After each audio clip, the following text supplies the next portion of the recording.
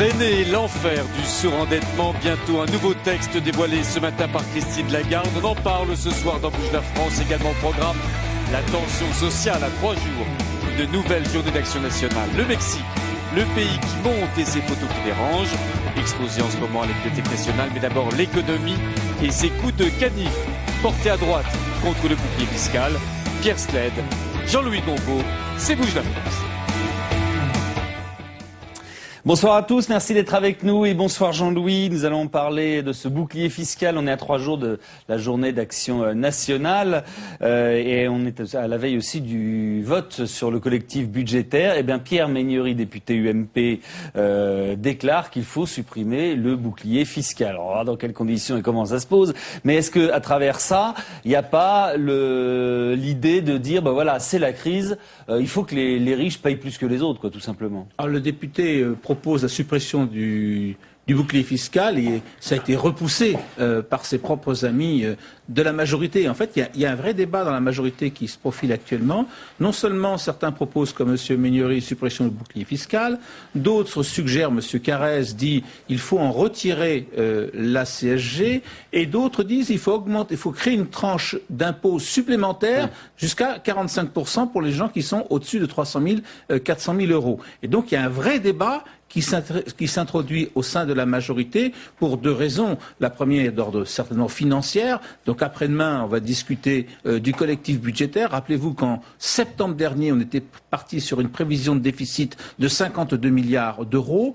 Après-demain, on va commencer à discuter d'un déficit de 104 milliards d'euros, ce à quoi il faut ajouter 17 à 18 milliards de déficit de la sécurité sociale. Donc il y a un véritable dérapage et la question est qui va payer? Qui va payer dans un contexte social, précisément, puisqu'on va avoir la journée d'action jeudi, où les gens disent il faut qu'il y ait une juste répartition des efforts. Un débat qui n'est pas seulement propre à la France. Rappelons-nous, Obama a décidé qu'il augmenterait l'année prochaine les impôts pour les plus riches et Gordon Brown a également pris la même disposition. Donc on n'est pas simplement sur un débat franco-français d'ordre fiscal. Alors revenons sur le bouclier fiscal. Si on le supprime, ça amène combien d'argent? Combien est prélevé? Alors, si on supprimait le bouclier fiscal, ça rapporterait de l'ordre de 700 millions d'euros. Alors c'est vrai que 700 millions, on se dit, c'est beaucoup, c'est vrai que c'est beaucoup d'argent, mais comparativement à ce qu'on a emprunté, c'est quand même... À ce qu'on a emprunté, les plans de relance, les déficits... Vous ajoutez à cela, pour faire bonne mesure, la tranche d'impôt à 45% pour les gens qui sont au-dessous de 300 000 ou 400 000 euros. Vous avez là encore 600 millions d'euros. Donc en tout, une bonne fiscalité sur les plus riches vous amène à 1,3 milliard à peu près. On revient à ce que vous venez de dire juste à l'instant. C'est pas une somme négligeable. C'est toujours ça de prix, c'est vrai. C'est toujours ça de récupérer et de prix, bien entendu.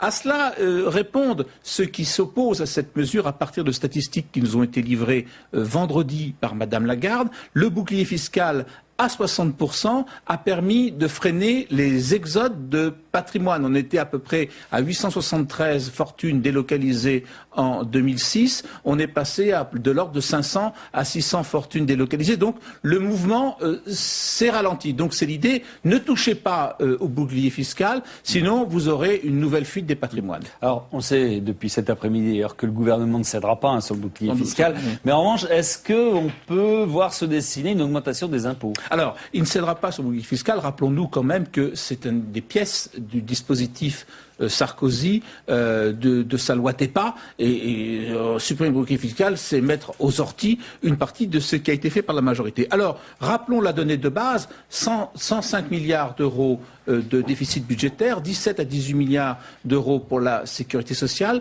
Globalement, on va quand même sur un déficit public pour 2009 qui approche les 6% du PIB. Au rythme actuel, c'est bien simple, en 2008, les 2/3 du PIB étaient de la dette, on va arriver aux 3/4 du PIB. Dès cette année, la France va lancer 10 milliards d'emprunts supplémentaires par rapport à l'année précédente pour pouvoir payer ces échéanciers de dette. En 2012, si on continue comme ça, on va arriver à ce que rien que la charge de la dette, rien qu'avec ça, on aura dépassé les critères de Maastricht. Donc on arrive donc à un moment, et c'est là où la question fiscale se pose, jusqu'à quand les prêteurs internationaux voudront bien manger, si je puis dire, de la dette française matin, midi et soir. Il y a un moment, la question va se poser. Et donc, l'idée qui commence à se répandre, et là aussi pas seulement qu'en France, c'est qu'il va bien falloir, si on ne peut plus emprunter, il va bien falloir quelque part prélever. Et donc la question fiscale se repose. Il va falloir trouver de l'argent. Je vous donne, parce que ça vient de tomber, Wall Street, qui termine légèrement en baisse pour ce qui est du Dow Jones à 0,10 et un peu plus pour le Nasdaq, 1,92. On rappelle à Paris que c'était une grosse séance de hausse aujourd'hui. Oui. Voilà, très bien. Merci beaucoup Jean-Louis. On va parler d'un des mots de notre système, c'est le système de crédit, le crédit revolving en particulier. Ils font le malheur des plus fragiles. Les crédits à la consommation type revolving ne cessent de grossir. Le nombre des foyers surendettés, le gouvernement veut réagir. On en parle ce soir sur le plateau de Pierre Sled avec Sabine Cordès, notre chroniqueuse, Vanessa Dagan du FC Que Choisir et Pascal Roussari de l'Observatoire Sainte-Hélène. Mais d'abord, ce témoignage, celui d'une famille parisienne, une famille surendettée. Avec moins de 800 € par mois, difficile de joindre les deux bouts pour cette famille parisienne. Des fins de mois difficiles et un recours au crédit à la consommation pour s'en sortir. Quand on voit de la publicité, voilà, vous allez faire un crédit, ne payez pas après 3 mois et tout. Vous payez que 6% ou 12%. On dit, bon, c'est pas beaucoup. Non, on prend pas beaucoup d'intérêt. Quand on signe un contrat pour faire le crédit, après 3 mois ou 2 mois, on se rend compte qu'on a fait une grande bêtise. L'association Crésus vient en aide aux personnes surendettées. En ces périodes de crise, l'argent disponible rapidement est tentant, les dossiers de surendettement en augmentation. Il y a une précipitation, certes, parce que les ressources sont insuffisantes, mais ce n'est pas le crédit qui va fournir le 13e mois. C'est le travail. Et je conjure les pouvoirs publics à faire des efforts sur ce projet qui est en cours de discussion et de mettre en place un fichier positif. Un fichier positif absent des mesures présentées ce matin par la ministre de l'économie, Christine Lagarde. Voilà, on va revenir sur ces mesures et également sur ce surendettement ou ce malendettement, je ne sais pas comment on peut dire, d'ailleurs qui était à l'origine en partie de la crise des subprimes, même si c'était pour l'immobilier, mais c'est à peu près le même principe. Alors parmi ces mots, il y a le crédit revolving que vous dénoncez dans votre étude que vous avez sortie sur FC Que Choisir vendredi et que vous avez donné à Christine Lagarde. Et vous représentez, on rappelle CTLM, qui est l'un des organismes de crédit qui justement développe ces formes de prêts. On va commencer avec Sabine, que je salue, par décrire un petit peu ce que c'est que l'ensemble d'abord des crédits à la consommation et en particulier le crédit revolving. Comment ça fonctionne? On ne parle pas des prêts immobiliers. Hein. Bien sûr. Alors les crédits quand on parle de crédit à la consommation, on ne parle pas, on exclut tous les prêts immobiliers, les problèmes d'hypothèque. Ça, c'est le premier point que tous les téléspectateurs doivent savoir. Le crédit à la consommation, c'est quoi? C'est ou un crédit affecté ou un crédit non affecté. Un crédit affecté, c'est lorsque l'on va acheter, par exemple, dans une enseigne commerciale, un frigidaire et que l'on contracte un prêt pour acheter ce réfrigérateur. Exemple, le crédit est affecté, c'est-à-dire qu'on contracte un prêt pour l'acquisition d'un bien précis. Autre mode de crédit, c'est le crédit non affecté. Alors le crédit non affecté, c'est celui qui est une réserve d'argent ou un prêt financier qui est accordé soit par une banque, soit par un établissement de crédit, mais qui n'est pas affecté à l'achat déterminé d'un bien. Ça, c'est ça qu'on appelle le crédit revolving. C'est ce qu'on appelle, alors, parmi ces prêts non affectés, il y a le plus célèbre, Pierre, nous y venons, le crédit revolving. Alors, qu'est-ce que c'est que le crédit revolving? Vous allez me le demander, donc j'y réponds. Comme vous êtes bien parti, allez-y.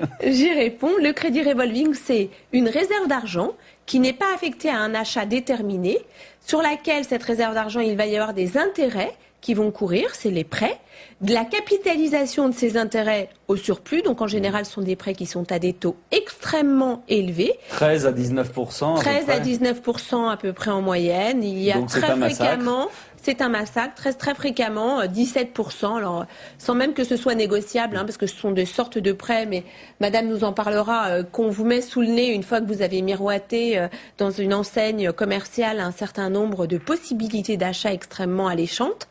Et dans ces prêts, il y a des remboursements. Au fur et à mesure que vous remboursez, votre réserve d'argent croît, jusqu'à ce qu'elle atteigne effectivement la réserve d'argent pour laquelle vous avez contracté le prêt. En général, c'est la réserve qui baisse, parce qu'on rembourse toujours un petit peu, mais on se réendette beaucoup. Le problème, c'est qu'on rembourse très peu. C'est même un peu fait pour ça. C'est fait pour ça. C'est ce que dénonce UFC Que Choisir. Exactement. On rembourse les intérêts et les intérêts se capitalisent. Une dernière question. Comment est protégé le contractant? Alors, à l'heure d'aujourd'hui, le contractant est protégé par la loi Scrivener si le prêt à la consommation est inférieur à la somme de 21 500 €. La loi Scrivener, c'est une loi du 10 janvier 1978, c'est donc une loi ancienne qui s'est développée avec le phénomène du consumérisme, c'est-à-dire de la protection du consommateur. Il y a un délai de réflexion pour accepter le prêt. Non, de 14 jours pour accepter le prêt. On oublie très fréquemment ce délai. Il y a un délai de 14 jours pour accepter le prêt et un délai de 7 jours pour se rétracter. Sauf que une fois qu'on a accepté le prêt, la réserve d'argent est immédiatement c'est pas tout à fait la même chose. Mise à disposition et en général, effectivement, la personne qui a à sa disposition la somme d'argent ne pense même plus à ce fameux délai de 7 jours sur lequel il est généralement mal informé par l'établissement qui va être le prêteur de deniers ou l'établissement de crédit. Et justement, ça fait partie d'une des mesures qui sont proposées par Christine Lagarde, c'est justement le délai où on peut se rétracter de passer de 7 à 14. Augmenter le délai de rétractation de 7 à 14 jours et un certain nombre d'informations nécessaires qui vont devoir être remplies et par l'emprunteur. Donc c'est tout le système un peu pervers, je dirais, qui est dénoncé d'ailleurs par UFC Que Choisir. Tant le système de renseignement qui va être fourni par l'emprunteur d'une part, que le système de renseignement que devra fournir l'établissement qui va prêter l'argent. Et ce système, ça va être notamment la consultation du fichier des incidents de paiement des crédits à la consommation, avec les sanctions qu'on ne connaît pas encore. Alors, vous avez fait cette étude, vous êtes allé voir dans quelles conditions et quels organismes. Je sais, CTLM, vous êtes parti. Voilà, on a fait une enquête de terrain pour voir effectivement quels étaient les problèmes rencontrés par les consommateurs. Donc on a testé l'ensemble des distributeurs de crédit, donc aussi bien les lieux de vente, les établissements de crédit spécialisés que les banques. Donc voilà, on avait un profil type, un consommateur qui souhaitait changer son électroménager, donc autour de 1200, 2000 €. Donc il allait sur un lieu de vente. Là, dans 63% des cas, on lui imposait un crédit revolving. Donc voilà, il n'y a pas beaucoup de choix. Dans les autres cas, c'était un 3 fois sans frais, donc 3 fois sans frais, mais qui était on paye en 3 fois, mais sans intérêt. Il n'y a pas d'intérêt, c'est un crédit gratuit, mais pour accéder à ces crédits gratuits, il fallait absolument prendre une carte magasin, une carte de fidélité, carte de magasin qui est associée systématiquement avec une réserve d'argent. Donc au final, on a eu 94% de nos enquêteurs qui sont sortis d'un lieu de vente avec une réserve d'argent dans la poche. Donc réserve d'argent, un crédit revolving. Ça veut dire que en fait, on vous dit, voilà, vous payez en 3 fois, par exemple, si on n'arrive pas à vous placer le crédit revolving tout de suite. Et en fait, on dit en même temps, vous êtes un très bon client, donc vous avez une carte de fidélité. Ce que vous ne savez pas, c'est qu'il y a une somme affectée dessus. Au lieu que ça soit en fait une récompense de la fidélité, finalement, la fidélité devient le cheval de Troie du crédit revolving. C'est que même à l'issue de son plein gré, le consommateur se retrouve équipé d'une réserve d'argent, même qu'il n'en exprime pas le souhait. C'est ça qui est assez dramatique. Il y a ceux qui demandent on le force à contracter d'une somme d'argent dont il n'a pas forcément besoin. Voilà, exactement. Il y a deux problématiques. Il y a j'ai besoin d'un financement et on m'impose un crédit revolving. Il n'y a même pas le choix. Ou je demande pas un revolving, je demande pas de crédit et je ressors quand même avec un crédit dans ma poche. D'accord. Alors, je vais donner la parole à Pascal Roussari. Vous faites beaucoup de publicité, on le voit, le CTLM, justement, en disant vous faites attention à qui vous prêtez de l'argent et dans quelles conditions. Quand on regarde, et Vanessa Dagan vous le dira, quand on regarde effectivement comment ça se passe, c'est vrai qu'on n'a pas l'impression que ces mesures de sécurité, entre guillemets, sont vraiment prises.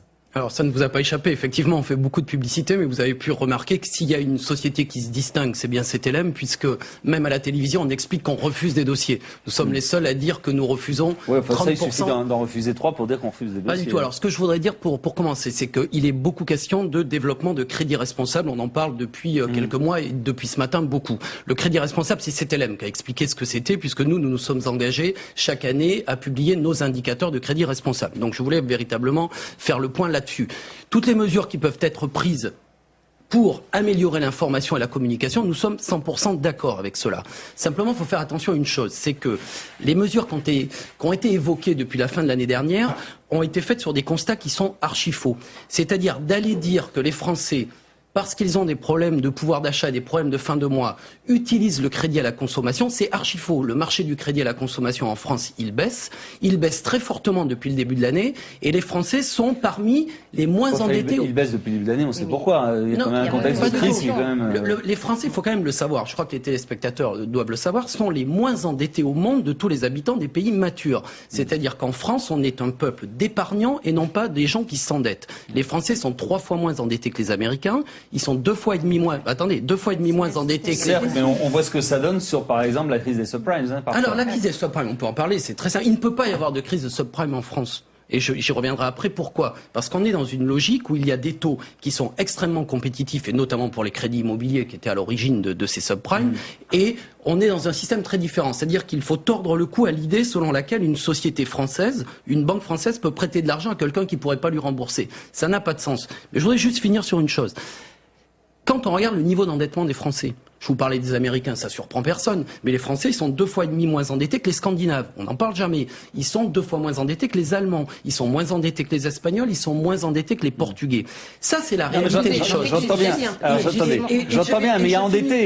Il y a endetté dans quelles conditions aussi? Je crois que là, vous me donnez une bonne perche, c'est que l'on confond l'endettement et le surendettement. L'endettement, il est sain. Il permet à des millions de familles de s'endetter, de s'équiper, pardon. Le surendettement, c'est la forme pathologique. Et une étude de la Banque de France montre que dans 75% des cas, les causes du surendettement ne sont absolument pas liées au crédit. Elles sont liées aux accidents de la vie. C'est-à-dire que les gens qui se retrouvent en situation de surendettement, c'est simplement parce qu'ils sont... Non, pas du tout. C'est parce qu'ils ont... C'est ça, c'est acheter des maisons qui d'un seul coup ne valent plus rien et être menacé dans son travail. En France, ça n'existe pas. Ce type de prêt n'existe pas. Les Français qui sont en situation de surendettement, ils le sont pourquoi? Parce qu'ils se sont retrouvés en situation de chômage, ils se sont retrouvés en situation de maladie ou de décès ou séparation, divorce. Alors, et pour finir, Sabine Cordès et Vanessa Dagan. Juste pour finir, Pierre Cède, et ce qu'il faut savoir, c'est que le fait de se retrouver en situation de surendettement parce qu'on a fait un excès de crédit, c'est moins de 14% des cas. Et quelqu'un qui perd son job, eh bien, il ne peut pas payer son loyer, il ne peut pas payer l'EDF et il ne peut pas payer ses crédits s'il en a. Ça, c'est la réalité. Alors Pierre, j'ai juste une réaction à avoir à ce que vous avez dit. Vous parlez de cet LM et du crédit responsable. Je vous écoute avec beaucoup d'intérêt, mais je veux quand même apporter une précision à nos téléspectateurs pour être parfaitement exhaustif. Le crédit responsable a été un grand point de débat depuis 2002 au sein de la Commission européenne. Donc vous en attribuez la paternité à cet LM. Je parle que la Commission européenne, on peut quand même depuis 2002 attribuer à la Commission européenne ce fameux débat sur le crédit responsable, au Conseil de la concurrence européen qui a réussi à mettre au point ce fameux texte de 2005 et à notre directive de 2007 qui doit être transposée maintenant en droit français, cette directive du 21 mai 2007 qui doit être aujourd'hui transposée en droit français comme toutes les directives européennes et qui effectivement institue une forme de responsabilité de la personne qui va octroyer le crédit et qui l'oblige à s'assurer du niveau d'endettement du particulier qui va contracter le crédit, ce qui me semble être légitime et normal. Et je crois que pour développer le crédit responsable, vous avez 2 piliers. C'est-à-dire qu'il faut qu'il y ait des prêteurs responsables et des emprunteurs responsables. Mais c'est justement ça. C'est sur les prêts sur lesquels on est un petit peu inquiet. Parfois, on a l'impression qu'on prête de l'argent à des gens dont on sait qu'ils sont dans une situation fragile, on va dire, pour pas dire plus. Et après, effectivement, c'est là que vient le surendettement. Vanessa. Oui, plusieurs choses sur la notion de crédit responsable. Je ne suis pas sûre que ça soit vous qui la paternité. De notre part, c'est bien beau de communiquer sur le crédit responsable. Autant, il faut aussi le faire. Quand je vois vos offres de prêt où on a quand même des offres de crédit revolving à plus de 21% chez CTLM, je ne sais pas si c'est forcément responsable. Mais ça, c'est une chose. Sur l'endettement des ménages français, c'est vrai qu'ils sont sous-endettés par rapport à leurs voisins. Mais c'est au niveau global. C'est-à-dire qu'il y a moins de ménages en France endettés, mais ils sont... Après, une fois que vous êtes endetté, c'est à peu près dans la moyenne. Mais ça, c'est un problème. Mais il y a aussi le surendettement qui n'arrête pas de croître. Donc, on a en fait un paradoxe français qui est d'un côté des Français sous-endettés et d'un autre Français... Connaissez-vous la croissance des dossiers de surendettement, des dossiers recevables? Ils sont en baisse et il y a 30% de redépôt. Donc, ce que je dis, c'est que nous, on n'est pas du tout contre les mesures. Simplement, et ça va pas s'arranger. Il faut arrêter de faire croire que les Français sont irresponsables et qu'il y a que le surendettement. Personne ne dit irresponsable. Les Français peuvent être fragiles et aller par des offres qu'ils ne maîtrisent pas. Lorsqu'on parle de la publicité mensongère, on l'a pas inventé. Parmi les mesures qui sont proposées par Christine Lagarde, il y a justement faire des mentions légales sur les publicités pour améliorer l'information.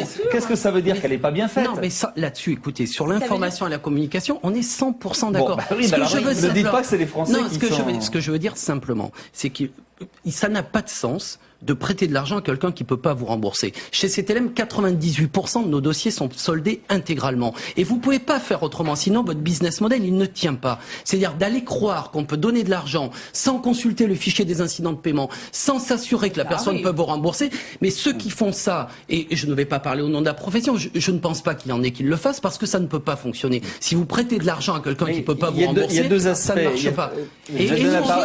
Juste finir mon raisonnement. Si on a des Français sous-endettés et d'un autre côté des Français surendettés, c'est peut-être parce que le problème, il est sur la qualité du crédit distribué en France. Et c'est le pays où il y a le moins de revolving au monde. Donc moi, si je veux bien qu'on parle de choses... Rapport Attling, décembre 2008, oui. La France, deuxième pays européen, juste après le Royaume-Uni, 20% de l'encours des crédits à la consommation sont faits sous forme de crédit revolving. Les Allemands, c'est 7%. Alors, Vanessa, donc, ça veut dire qu'en France, pourquoi les Allemands ne prennent pas de crédit revolving, parce que les Allemands ne prennent que du découvert bancaire. Et je vais vous expliquer en 2 mots pourquoi les endettements sont différents. Il y a 3 parties dans le monde. Vous avez le parti anglo-saxon qui n'utilise que des cartes. Et les Américains et les Anglais sont les plus endettés au monde. Pourquoi? Parce qu'on a des cartes de crédit et on ne fait plus la différence entre ce qui relève de l'achat à court terme, à moyen terme et long terme. C'est le royaume de la carte et là, les endettements sont très forts. Ensuite, on trouve un niveau d'endettement un petit peu plus bas en Allemagne, en Scandinavie et au Japon. Parce qu'on utilise du découvert bancaire. Et le découvert bancaire, il est aussi cher, même plus cher que le crédit revolving. Et ensuite, vous avez les pays d'Europe continentale, où on a essentiellement du prêt personnel, vous le disiez très bien en introduction. Un dossier sur 2 est un prêt personnel, et c'est là qu'on a les niveaux de taux d'endettement les plus bas. Moi, je suis pas là pour pas dire qu'il faut pas prendre des mesures. Je dis qu'il ne faut pas s'appuyer sur des constats qui sont faux. Je voudrais qu'on parle également de la façon dont cet argent est prêté, parce que vous en parlez dans votre étude, c'est-à-dire l'action, le mécanisme qui consiste à prêter finalement de l'argent. On a le droit jusqu'à 21 500 €, mais à proposer aussi des remboursements qui sont très faibles. Et quelle incidence ça a? L'incidence, c'est qu'on paye pendant des années, je crois que l'exemple a été donné, 3 000 € en 15 ans quoi, pour rembourser 3 000 €, c'est quand même... C'est le problème spécifique du crédit revolving, c'est que forcément il s'est adapté à la demande qui est des ménages avec des revenus faibles, puisqu'il est dans la majorité des cas proposé aux ménages qui ont moins de 21 000 € par an. Donc forcément ces ménages-là, ils sont intéressés par quoi? Par les faibles mensualités. Donc effectivement, tout le marketing autour du revolving, c'est à partir de 15 € par mois, vous pouvez prendre un crédit revolving. Sauf que ces 15 € par mois, c'est que des intérêts.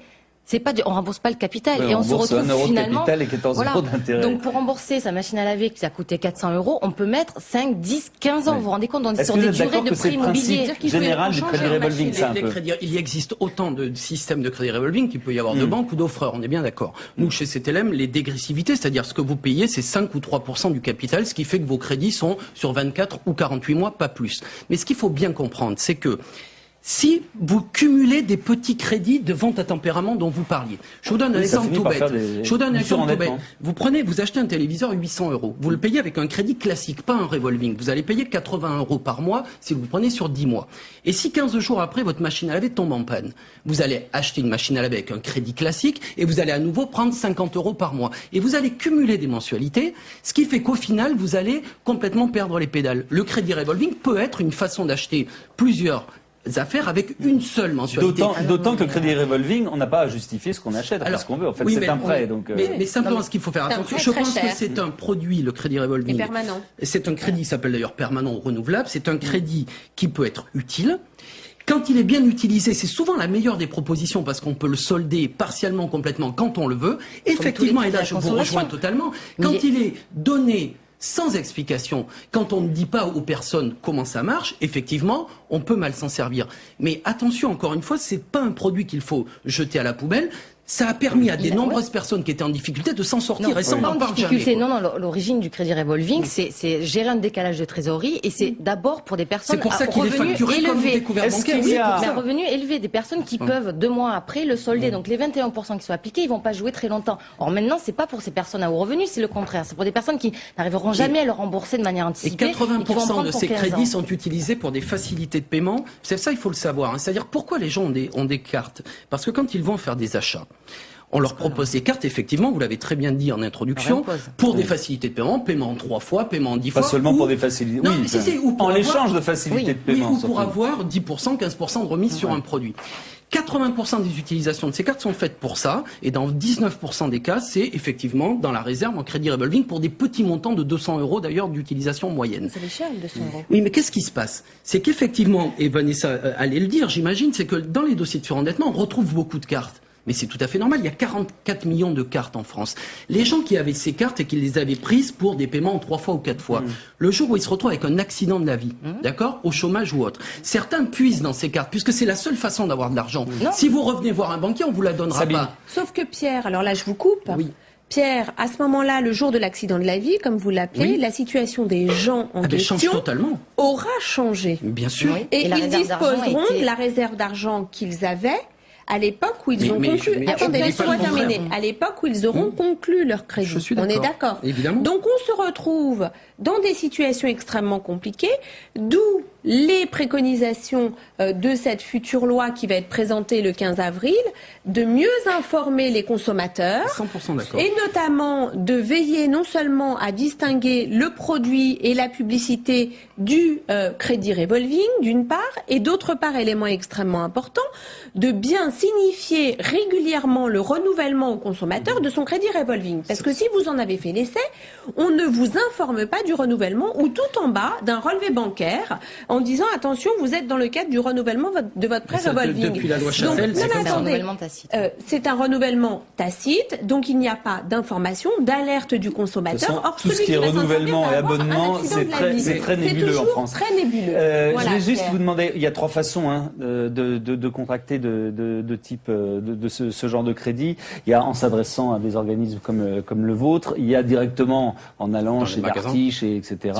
Voilà, mais qui redonnent un petit peu, qui ont des liaisons avec ces groupes-là. Et il y a la banque. Oui. Est-ce qu'il y a quelle est la meilleure façon et quelles sont les c'est vrai que notre enquête montre que les banques sont plus vertueuses que les autres établissements de crédit que nous avons testés. Alors nous avons testé via Internet.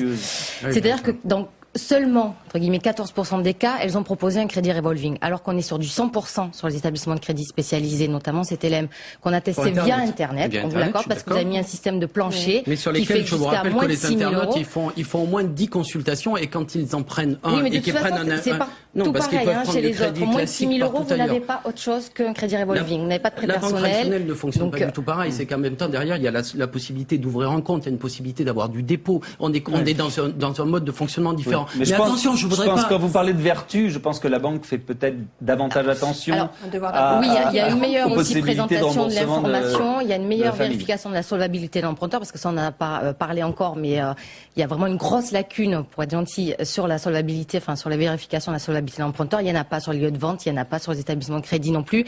Les banques font mieux leur travail, donc en l'état actuel, les banquiers restent les meilleurs entre guillemets distributeurs de bons crédits, mais on a un peu des doutes, enfin des bémols, parce que de toute façon c'est très bien que les groupes bancaires détiennent les établissements de crédit qui eux-mêmes ont des sociétés communes avec les lieux de vente. Donc tout ça, en grosso modo, on a 4 grands pôles qui se partagent le marché du crédit à la consommation. Et autre bémol pour les banques, on a eu accès à des notes internes qui commencent à dire il faut développer le crédit revolving à la place du prêt personnel. À votre avis, pourquoi CTLM appartient à BNP Paribas? Pourquoi Sofinco appartient au Crédit Agricole? Pourquoi Cofidis au Crédit Mutuel? Je vais vous l'expliquer en 2 mots. Alors, très vite. Très vite. À la fin des années 80, désencadrement du crédit, le marché du crédit augmente très fort. Tous les banquiers traditionnels vont sur ce marché. Ils prennent tous un bouillon monumental parce qu'ils savent pas faire ce métier-là. C'est un métier extrêmement dur, c'est-à-dire d'être capable de prêter beaucoup de petits crédits en étant remboursés, sinon ça ne marche pas. Et il n'y a que les organismes de crédit qui savent faire ça de façon en grand format. Et du coup, aujourd'hui, toutes les banques traditionnelles ont besoin des organismes de crédit pour développer durablement un crédit responsable. C'est ça la vérité. Merci beaucoup à tous les 3. Donc regardez bien, on ne va pas faire notre Julien Courbet, mais regardez bien quand même les clauses, les clauses quand vous signez des contrats comme cela et que vous faites des emprunts, parfois des taux qui sont un petit peu difficiles. Merci beaucoup d'être venu. On va parler politique maintenant, en parlant également de cette journée qui se profile, journée d'action. La crise qui tend le climat social à 3 jours d'une nouvelle journée de revendications sociales et syndicales. Le gouvernement temporise, la gauche observe, l'extrême gauche aiguise ses appétits. Dans Bouge la France, Pierre Sled accueille notre chroniqueur Denis Jambard et Gérard Leclerc, le chef du service politique de France 3.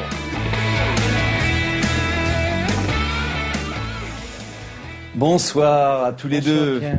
Alors, cette journée d'action, elle se prépare, elle se profile. Les militants d'extrême gauche seront pas forcément majoritaires d'ailleurs dans les cortèges du 19 mars, même loin s'en faut. Mais en tout cas, le NPA n'est pas inactif. Il apparaît un petit peu comme le point convergent de ce qui va se passer jeudi. Alors, la première question, et puis ce sera un petit peu le thème de notre débat, est-ce qu'Olivier Besancenot est en train de faire un hold-up politique sur les mouvements sociaux qui se profilent à partir de jeudi et qui ont déjà commencé, ou est-ce qu'il est en train de creuser un sillon de plus en plus profond qui le montre, on va en parler dans les sondages. Il y a une situation quand même qui lui est à l'évidence très favorable. C'est vrai qu'il y a une véritable inquiétude, une situation qui est grave dans le pays, avec au niveau des entreprises, tout ce que l'on sait, les menaces sur beaucoup d'emplois. Et, enfin, on attend d'ailleurs semble-t-il, ça a déjà commencé, mais dans les semaines et dans les mois qui viennent, encore plus. Sony, Total, pour la semaine dernière. Il y a une vraie, à la fois, inquiétude, colère chez les gens,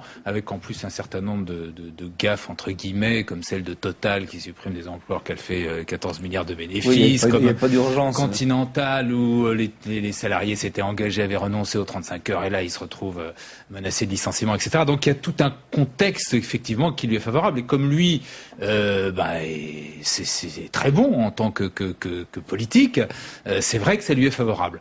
Bon, cela dit, je pense quand même que pour le 19 mars, le phénomène important, c'est que les syndicats, ce qui n'a quand même été pas si fréquent, ont réussi à maintenir leur unité, ont une plateforme commune et, en principe, ont de bonnes chances d'avoir une journée qui sera suivie. Une grosse journée, oui.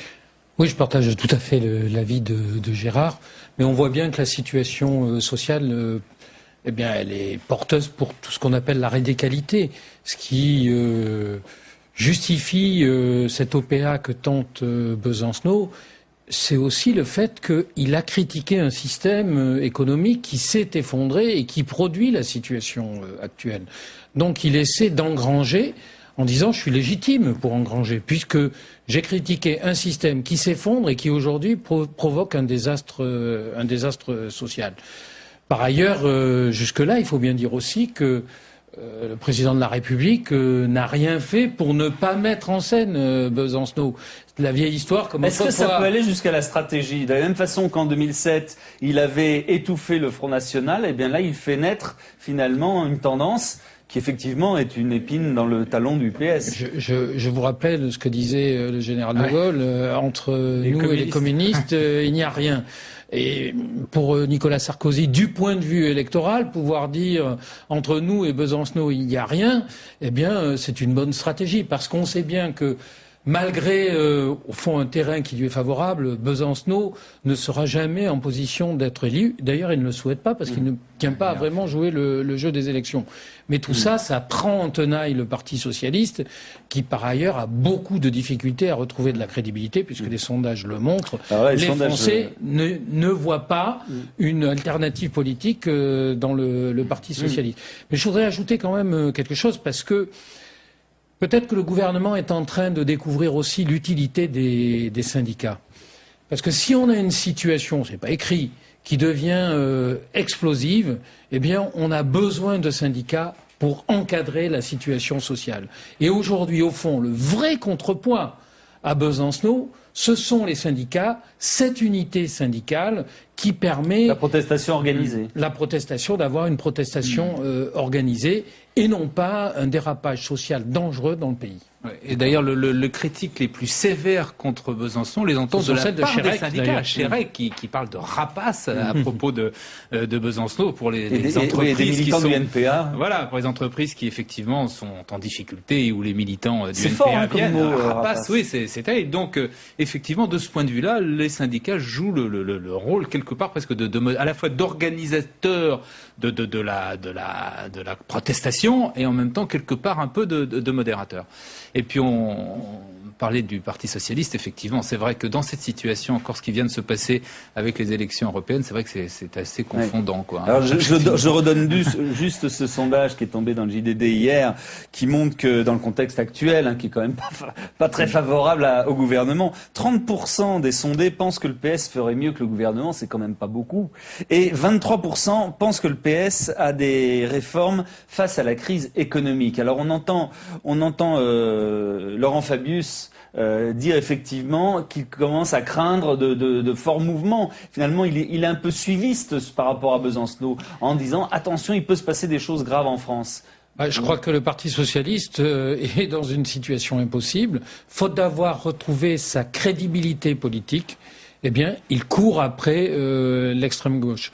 Ce qui est, à mon avis, la pire des situations pour lui.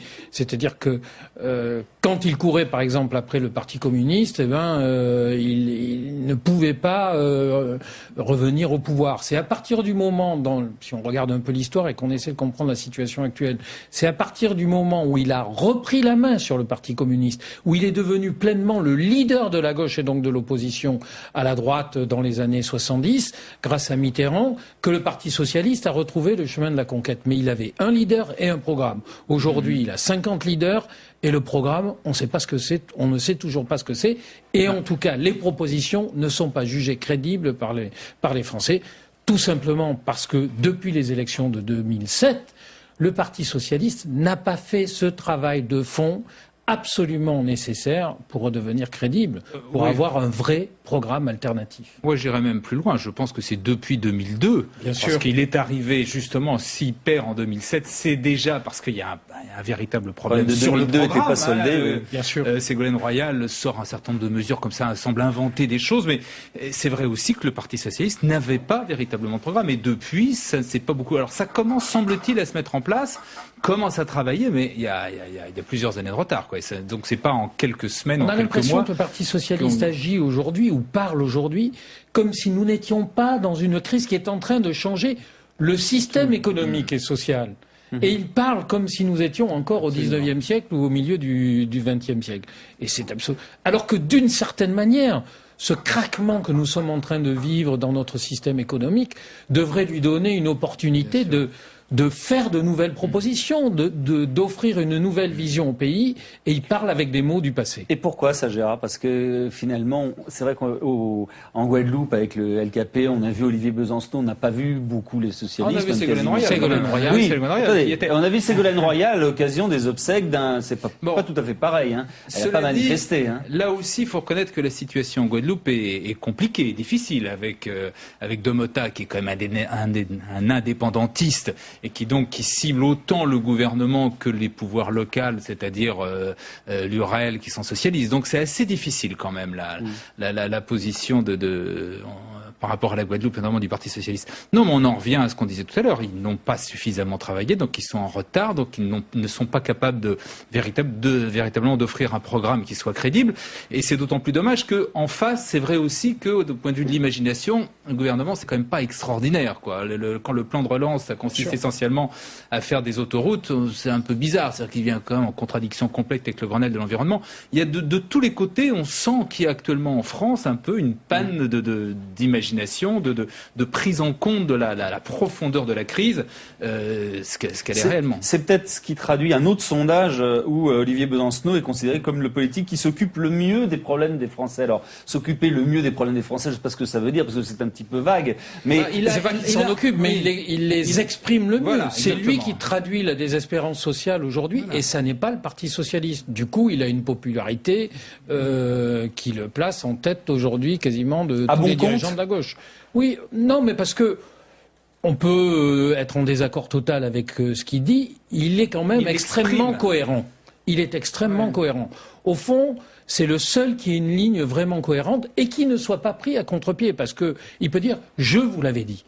Alors ces réponses, on sait qu'elles ne sont absolument pas adaptées, mais comme il est cohérent et que il exprime au fond le désarroi des Français aujourd'hui, eh bien il est populaire. Oui, il est très bon. Il exprime comme a pu le faire autrefois Arlette Léguillet, c'est-à-dire qu'il a les mots, il a la tripe, si je puis dire, le côté émotionnel que n'ont pas les autres. Et il a l'espace politique qui lui est Voilà. abandonné par un parti socialiste que on n'en entend pas cette semaine, par exemple, sur cette manifestation du 19 mars. Quoi. Ils se sont fait tirer le tapis sous les pieds une fois de plus. Alors, vous parlez du Parti socialiste dépassé par Besancenot. Est-ce que le gouvernement n'est pas dépassé par l'ampleur de la crise également? On voit que ses réactions aujourd'hui, c'est de dire non au bouclier fiscal tout de suite dès que Pierre Méhaignerie le propose, sa suppression. De dire également qu'il n'y aura pas de surenchère syndicale, etc.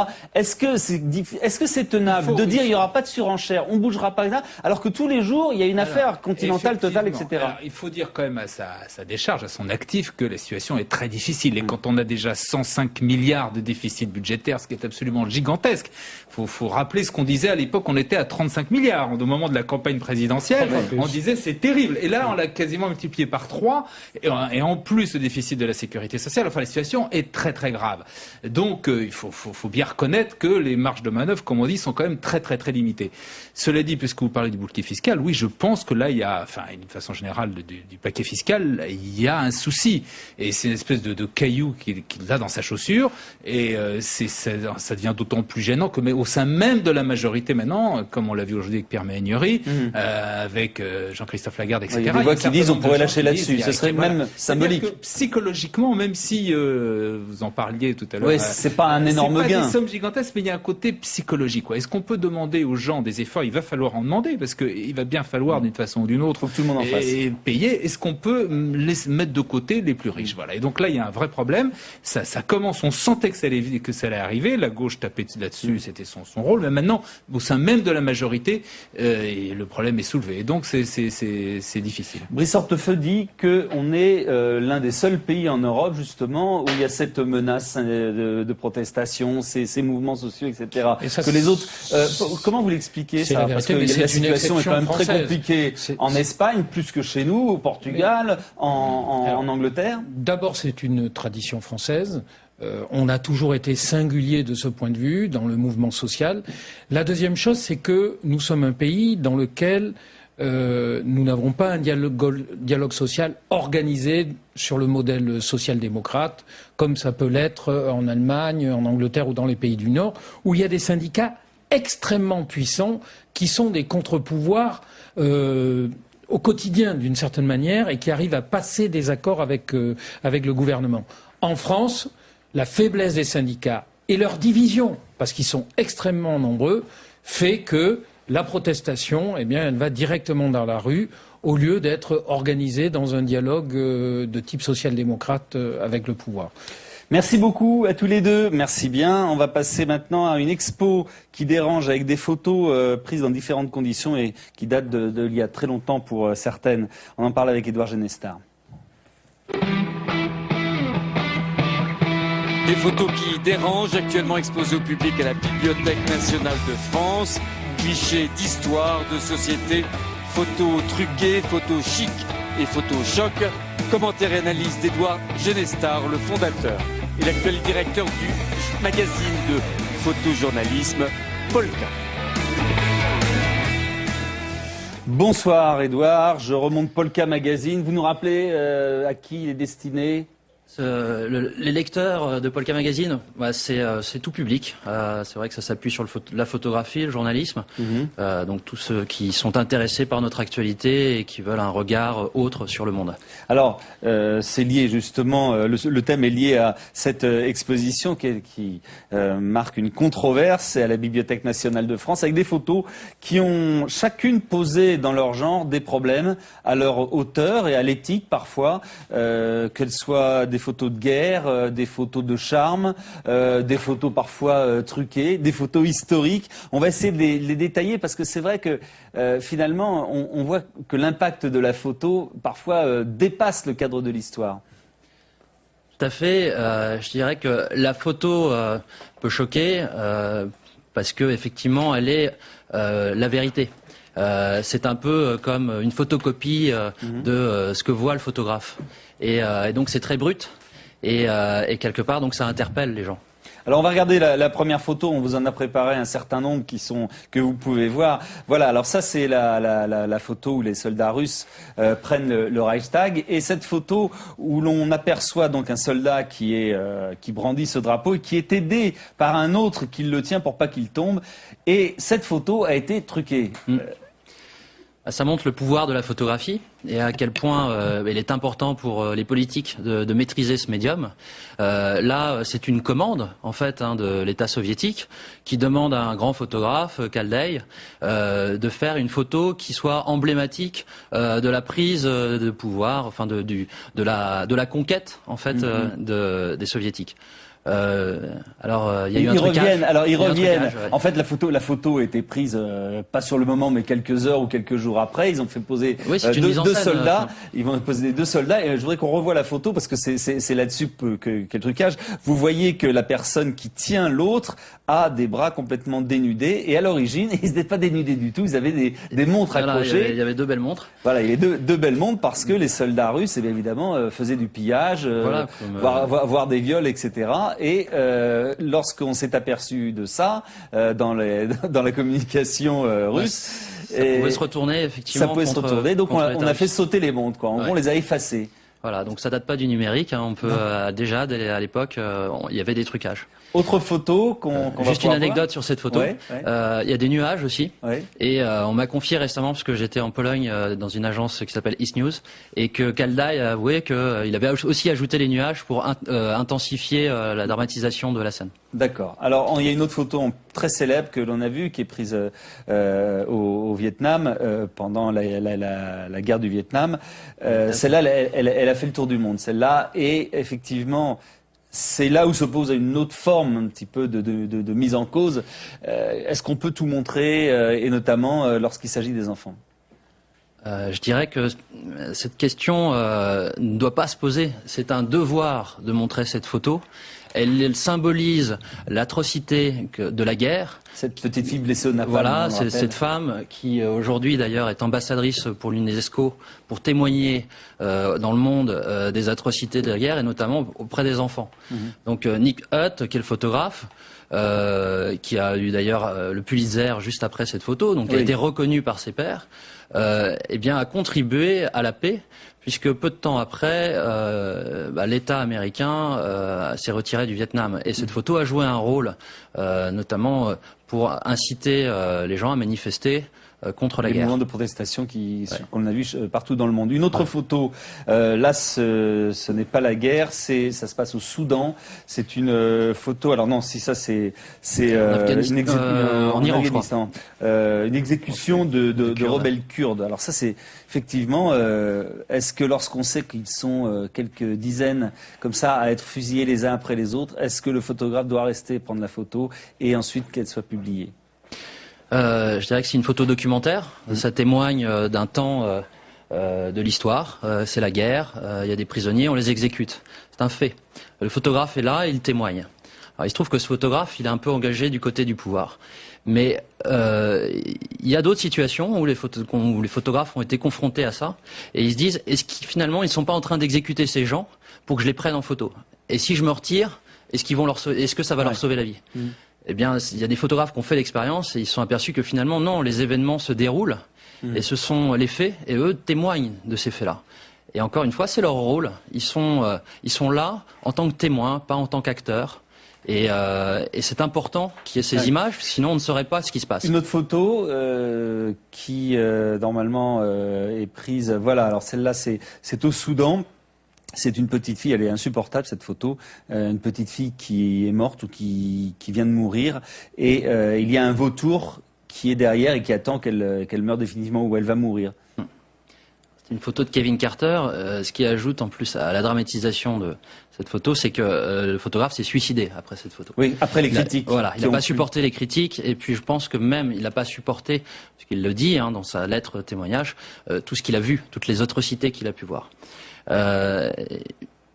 En revanche, l'intérêt de cette photo, c'est qu'elle a sensibilisé l'opinion publique à la famine, qui est réel, qui a toujours existé, mais qui au Soudan là, a été très intense. Et il était encore une fois dans son rôle, on l'a critiqué pour ça, mais il avait cette petite fille face à son objectif. Qu'est-ce qu'il va faire? Il est photographe, il doit témoigner du problème des événements locaux, et il y a un symbole devant lui de cette misère qui est affreuse, effectivement. Mais son devoir, c'est de prendre cette photo, de la rapporter, et après aux éditeurs, publicateurs, de la mettre en avant, mais de l'expliquer. Et c'est vrai qu'une photo sortie de son contexte, c'est-à-dire de la montrer comme ça sur un mur, et puis si on met une marque publicitaire à côté, ça serait choquant. Mais si c'est dans un cadre en disant « Regardez ce qui se passe au Soudan, il y a des gens qui meurent, il y a des petites filles qui sont là, et qui sont victimes des charognards. » C'est du journalisme. C'est du journalisme. On montre une autre photo, je sais pas laquelle c'est, voilà, ça c'est à New York, après l'effondrement des tours jumelles. Le photographe voit la main de ce qui pourrait être une main de pompier, puisqu'elle est gantée. Oui. Là, c'est peut-être... Il y a qu'un seul journal, je crois, qui a osé publier cette photo. Est-ce que là, on peut pas dire que c'est trop, c'est un peu gratuit? Oui, je pense que... Les images étaient tellement déjà effarantes, ce qu'on a vu en direct à la télévision. Est-ce qu'on avait besoin de ça en plus? Non, je pense que les journalistes avaient fait leur travail, enfin les télévisions, les journaux, et qu'on avait toutes les informations. Cette main n'apporte rien à l'événement. Une autre photo, c'est un événement que l'on avait suivi, d'ailleurs pendant malheureusement de longues heures. C'était en Colombie, après une éruption d'un volcan et des coulées de boue. Cette jeune fille va rester des jours bloquée sous l'objectif d'un photographe et d'ailleurs de beaucoup de gens qui n'ont pas pu la secourir et qui a fini par mourir. Alors c'est une photo, mais c'était aussi une séquence vidéo, puisque c'est passé dans tous les 20 heures du monde entier. Et en direct, les gens ont assisté à la mort de cette petite fille. C'est terrible, c'est tragique. Cette photo, elle a été prise, encore une fois, parce qu'il y avait des gens autour qui essayaient de sauver cette petite fille. Et le photographe, lui-même, aurait aimé la sauver. Il n'y avait pas de possibilité de le faire, parce qu'ils n'avaient pas les moyens de le faire. Il n'y avait pas les machines. Elles sont arrivées trop tard, et cette petite fille est morte d'une crise cardiaque. Le mérite de cette photo, c'est d'avoir fait prendre conscience, encore une fois, qu'un tremblement de terre entraîne des victimes. Et quand il n'y a pas les moyens qui sont associés, quand on est dans un pays pauvre, eh bien, il y a des gens qui meurent alors qu'ils auraient pu être sauvés. Et cette petite fille, on en parle encore aujourd'hui. Et donc, ça fait prendre conscience aux organisations internationales qu'il faut intervenir vite pour sauver des vies. Alors une autre photo dont on a beaucoup parlé, celle de la guerre en Irak. Vous savez, ces soldats, et d'ailleurs il y avait une femme parmi eux, américains, qui ont d'ailleurs été condamnés par la suite et qui avaient mis leurs prisonniers dans des positions très humiliantes. Ouais. Ça, ce sont des photos qui sont prises par des soldats, pas des journalistes. On est un peu dans le voyeurisme. L'intérêt, là, je dirais que c'est le numérique, c'est Internet. C'est que ces photos qui auraient dû rester secrètes, très vite ont pu être connues. Et ça a permis de dénoncer une situation inacceptable de torture. Et qui, j'espère, aujourd'hui n'existe plus dans les camps américains. D'ailleurs, il y a eu des mesures qui ont été prises contre ces soldats. Il y a eu des sanctions. D'autres photos, je dis ça à Philippe de Sony, de nous les faire défiler. Alors voilà, ça c'est bon, trucage ou réalité, c'est une photo de fantôme, voilà, qui a été prise en Angleterre. On ne saura jamais si c'est un vrai fantôme ou si c'est une superposition de deux images. Ouais. C'est sympathique, on est dans le roman. Mais il paraît que ça a été une grande tendance de la photo à un moment donné. Il y en a encore d'autres. Alors celle-là, comment on réécrit l'histoire, c'est celle de Staline avec Molotov et Yezhov qui est juste à droite sur la photo du haut. Et après il disparaît parce qu'ils ont retouché la photo parce qu'entre-temps il a été fusillé. Donc c'était plus très bien. C'était plus très bien de le montrer sur les photos et qu'il était l'ami de Staline. Donc il a disparu. Alors c'est un peu l'utilité de cette exposition, c'est qu'on montre que l'histoire peut être manipulée et que si on n'a pas tous les documents, on peut avoir une mauvaise information sur l'histoire. On regarde l'autre photo, j'aimerais bien qu'on voit celle d'Angelina Jolie, parce que c'est un domaine qu'on n'a pas prêté. Voilà, Angelina Jolie. Je ne sais pas pourquoi je voulais vous montrer cette photo-là, mais on a accusé le photographe de faire une photo pédophile avec un cheval qui effectivement est, on va dire, très proche de la poitrine d'Angelina Jolie. Oui, je pense que tout le monde aimerait être à la place du cheval. Mais pourquoi elle a créé la controverse, cette photo? Bon, il n'y a pas de quoi fouetter un cheval en l'occurrence. Sincèrement, je sais pas. Je trouve que c'est plutôt sympathique et elle est pas du tout. Contrairement à d'autres photos de la chapelle qui pourraient peut-être plus choquer. Le cheval est beau et la femme aussi. Très bien, merci beaucoup en tout cas. L'expo, c'est à la Bibliothèque nationale de France, du mardi au samedi de 10h à 19h. Voilà, merci beaucoup d'être venu, Édouard. À bientôt. On va passer maintenant à parler du Mexique. On va parler du Mexique, pourquoi? Pas à cause du voyage du président de la République, mais parce que d'une part, le Mexique a été l'invité du Salon du Livre, c'était l'invité d'honneur, et également parce que bientôt se profile l'année mexicaine en France. Tout le monde en parle, le Mexique, le pays star du Salon du Livre, un pays encore méconnu, au passé prestigieux et au présent encore trouble. Jean-Christophe Rampal est journaliste, écrivain, il est un spécialiste du Mexique. Il est l'invité ce soir de Pierre Slay. Bonsoir Jean-Christophe Rampal, je montrais les livres que vous avez écrits qui se déroulent au Mexique. Alors c'est vrai qu'on sort de 15 jours mexicains, il y a eu, vous savez, le voyage du président de la République, il y a eu cette controverse sur cette Française qui est détenue, Florence Cassé, au Mexique. Comment justement les Mexicains ont vécu cette arrivée du président de la République, cette discussion sur cette femme qui a été jugée, qui est en prison? Comment ils l'ont ressenti? Je pense qu'ils ont ressenti ça un peu comme une forme d'injustice, dans la mesure où ils ont pensé que ça occultait un peu ce qui devait être le fond du voyage, qui était le rapprochement entre la France et le Mexique, qui sont deux pays qui ont une histoire commune qui est assez forte. Et il faut savoir aussi que l'affaire Cassés, c'est une affaire qui est liée à des questions d'enlèvement. Sans se prononcer sur le fond de l'affaire, il faut savoir que le Mexique est un pays qui a été marqué par des faits divers, notamment l'enlèvement d'un fils d'industriel. Les parents ont payé la rançon, l'enfant ou l'adolescent a été retrouvé mort. Et si vous voulez, il y a tout un débat actuellement au Mexique qui est allé très loin, notamment on parlait du rétablissement de la peine de mort pour les gens qui ont en cas d'enlèvement. Donc c'est vrai que la société mexicaine est une société violente et que le phénomène de l'enlèvement est quelque chose de très sensible au Mexique. Alors est-ce que le Mexique est marqué, le football, on le sait, mais aussi les narcotrafiquants? Est-ce que c'est aussi clair que ça? Oui, c'est extrêmement clair puisque l'année dernière... Point de passage, zone de passage. La Colombie... C'est devenu plus qu'une zone de passage, c'est-à-dire qu'on peut dire que les narco-mexicains occupent le haut du pavé à l'heure actuelle. C'est-à-dire qu'ils ont complètement remplacé, ou en grande partie remplacé les Colombiens pour ce qui est le top du business, si vous voulez. Et c'est eux qui régentent un peu le trafic de drogue maintenant. On a appris encore il n'y a pas très longtemps que les Colombiens et les Mexicains se retrouvent à Panama pour faire leurs affaires. Et de plus en plus, les narco-mexicains, qui sont extrêmement violents. L'année dernière, il ne faut pas oublier non plus, pour vous donner un chiffre, en 2008, la lutte entre les trafiquants de drogue et l'État mexicain a fait quand même 5400 morts. Donc vous imaginez un peu ce que ça représente. C'est un vrai fléau, quoi. C'est un vrai fléau. C'est le nombre de morts de la route en France, quasiment. Oui, tout à fait. Et le président Calderón, qui est le président qui est arrivé depuis 2003, si je ne me trompe pas, a décidé vraiment de se battre contre ce fléau qui est le trafic de drogue.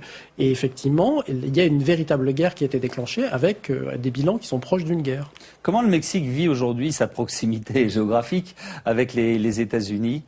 Alors, il le vit de manière extrêmement concrète. Par exemple, la deuxième ou la troisième source de ressources du Mexique, en devise, c'est l'argent qu'envoient les Mexicains qui travaillent aux États-Unis. Donc, si vous voulez, il y a une interconnexion. Puis il y a le fameux traité qu'on a appelé l'ALENA, l'accord de libre-échange nord-américain, qui unit les États-Unis, le Canada et le Mexique, qui fait que ce sont des pays qui sont extrêmement interpénétrés. Et puis, il faut savoir aussi que la frontière entre les États-Unis et le Mexique, c'est une frontière qui est sous haute surveillance et qui, en plus, a fluctué dans le temps. C'est-à-dire qu'à une époque, le Texas faisait partie du Mexique, la Californie aussi.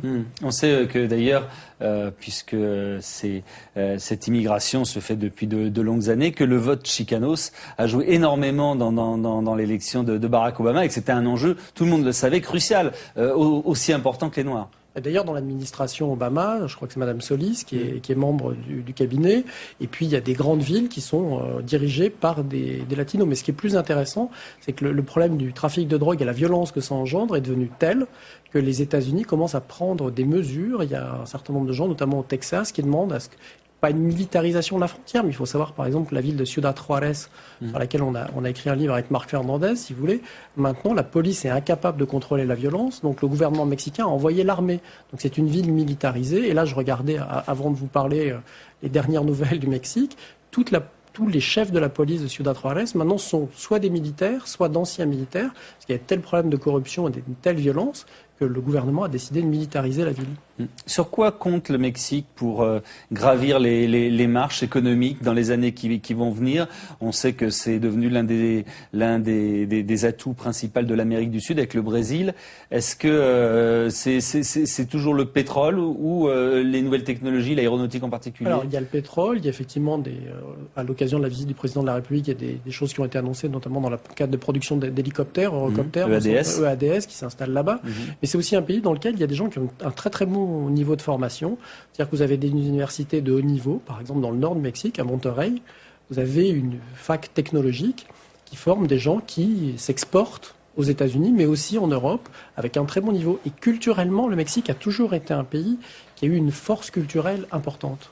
Comment est l'état des relations actuelles entre la France et le Mexique? Parce que bon, on avait un peu laissé cette affaire-là après le général de Gaulle. Qu'est-ce qui s'est passé depuis 30, 40 ans? Alors, ce qui est intéressant, c'est qu'il y a toujours eu une présence française au Mexique. Il y a une chose qu'on évoque très souvent dans ces cas-là, c'est ce qu'on appelait les Barcelonettes. C'est des gens qui sont partis des Alpes de Haute-Provence, qui sont allés s'installer là-bas et qui ont été les premiers, par exemple, à créer les grands magasins au Mexique, notamment un qui s'appelle le Palacio de Hierro, ce genre de choses. Ils ont créé cette économie sur place. Et puis les liens sont distendus entre la France et le Mexique. Il y a des liens culturels qui restent très forts, des échanges universitaires, des chercheurs. Mais d'un point de vue économique, la France et l'Europe, de manière plus globale, a été distancée par les États-Unis. Et ce qui se fait que le Mexique, voyant la crise aux États-Unis, souhaite se rapprocher pour diversifier ses contrats commerciaux. D'accord. Le Mexique, d'ailleurs, c'est le 35e client de la France. Et il est loin. Dans quel domaine on pourrait améliorer ce partenariat? Écoutez, je crois qu'il y a des tas de choses qui ont été lancées, notamment dans le domaine de l'assainissement, tout ce qui est eau, distribution de gaz, d'électricité, qui sont des secteurs traditionnels en forme. Il y a un groupe de haut niveau qui a été mis en place par les deux présidents, chargé de voir justement dans quel domaine on pouvait avancer. Tout à fait, mais je pense que dans les télécoms, ce genre de choses, la France, effectivement, a des marchés importants à saisir sur place. Et puis, dans le domaine culturel, probablement, pourquoi pas le cinéma, la télévision, ce genre de choses. Et aussi. Le tourisme dans tout ça, parce que vous nous parlez de cette situation compliquée, donc avec la sécurité d'une manière générale. Comment s'en sortent-ils dans un pays qui est éminemment touristique? Écoutez, globalement, le tourisme se porte plutôt pas trop mal au Mexique. C'est vrai que les zones touristiques, à part quelques zones comme Acapulco qui sont des fois un peu violentes, il y a des tas de zones où on peut se promener au Mexique et faire des découvertes fabuleuses où les gens vont continuer à aller. La seule crainte, je pense, du gouvernement mexicain, notamment, c'est les bulletins d'alerte qui peuvent être diffusés par les différents ministères des Affaires étrangères, notamment le département d'État des États-Unis, qui peuvent nuire au tourisme. Mais globalement, dans un pays, même si la situation est difficile, c'est un pays dans lequel vous pouvez encore aller visiter des choses. Parce qu'il y a le respect de ça, les Mexicains, y compris les narcotrafiquants et tous ceux qui sont au centre de la délinquance, savent que le tourisme, il ne faut pas y toucher parce que c'est quand même une économie majeure dans le pays? Non, je pense que ça va peut-être pas jusque-là, mais en tout cas, je pense qu'il y a des zones où on sait qu'il ne vaut mieux pas aller, qu'il faut éviter. Il faut s'informer sur la géographie locale et la géographie des événements pour aller, mais par exemple, je pense à des villes comme Zacatecas, qui sont des villes complètement fabuleuses, historiques, dans lesquelles vous pouvez aller. Jusqu'à présent, il n'y a pas de problème. Il y a 108 millions de Mexicains, hein. C'est énorme, parce qu'on n'a pas l'impression, c'est presque le double de la France. C'est le double de la France, puis c'est un pays dont on parle finalement assez peu en France, alors qu'il y a une créativité. Je sais pas, il y a une chose qui est intéressante, par exemple, on commence à s'intéresser beaucoup en France au phénomène de la lucha libre, qui est un peu le catch, si vous voulez. Et c'est vrai qu'il y a tout un folklore autour du catch. Il y a un très bon livre qui est sorti en français. Quand je suis tombé dessus, j'ai été surpris. Il y a une bande dessinée aussi sur la lucha libre. Vous savez, c'est ces vengeurs masqués qui s'affrontent. Alors le bien, le mal, et tout ça. C'est toute la mise en scène autour du catch. Hein. Du catch, et c'est vraiment fabuleux. Et les Mexicains, pour ça, font des choses formidables qui commencent à s'exporter. Mexico, toujours aussi pollué? Alors Mexico, il y a énormément d'efforts qui ont été faits à Mexico. C'est une ville où on a travaillé beaucoup sur les transports en commun. Quand vous êtes dans le métro de Mexico, qui est un métro où vous êtes un peu serré, mais il y a un réseau de métro. Et puis il y a des efforts qui ont été faits notamment pour les taxis, pour qu'ils utilisent des carburants beaucoup moins polluants. Et le niveau de pollution a baissé à Mexico. Mais Mexico est une vraie ville, Paris est un village. Et c'est vrai que quand on est à Mexico, quand on monte sur la tour qui est au centre de la ville, on s'aperçoit que c'est une ville qui ne s'arrête quasiment jamais. Très bien, mais merci beaucoup. On rappelle que 2011, ce sera l'année du Mexique en France. On s'y est pris à l'avance. On était les premiers sur ce coup-là. Merci en tout cas d'être venu. On va récupérer Marie-Laetitia Bourriès pour le rappel des titres et les unes des journaux de demain. L'avenir du bouclier fiscal, la grève de jeudi, la presse de demain reflète le climat d'une semaine sociale cruciale pour le gouvernement. Info et revue de presse. Marie-Laetitia Bourriès.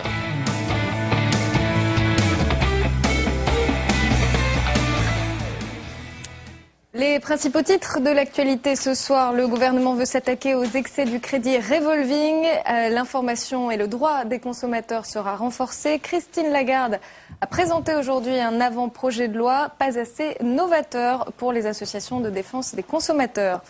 Les salariés de l'usine continentale de Clairoy en colère. Ils ont fortement perturbé aujourd'hui le comité central d'entreprise de l'équipementier automobile allemand.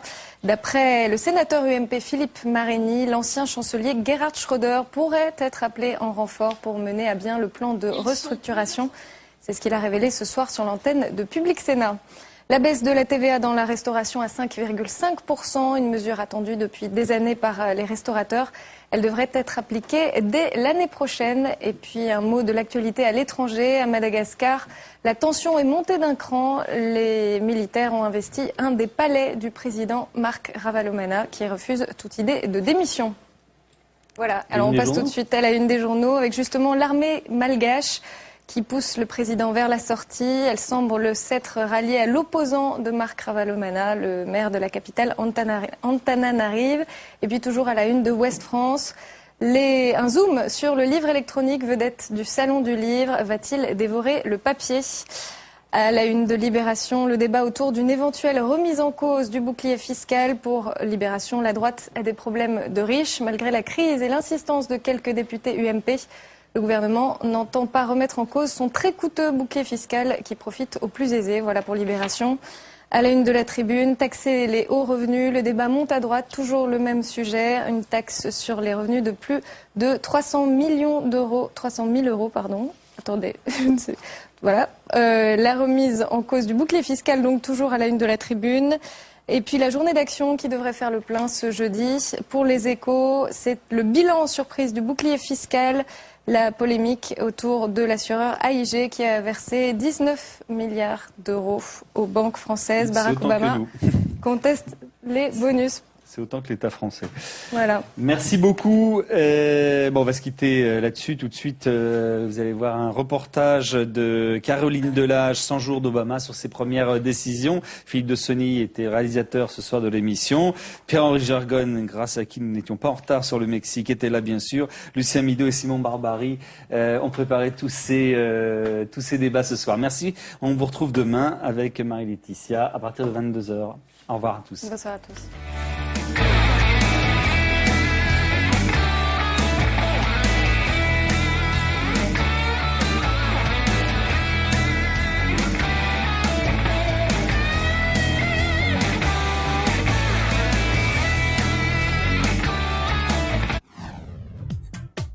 Je souhaite donc que le cahier des charges de la télévision publique soit revu profondément. Le 8 janvier 2008, Nicolas Sarkozy annonçait la suppression de la publicité sur les chaînes publiques à la surprise générale. Un an après, un projet de loi est débattu au Parlement où il suscite de vifs échanges. Nomination du président de France Télévisions ou encore hausse de la redevance. Les dessous de la loi vous proposent de suivre l'élaboration de cette importante réforme par les sénateurs qui n'ont pas hésité à imprimer leur marque. Les dessous de la loi chronique d'une suppression annoncée de Pierre Bonjoseph.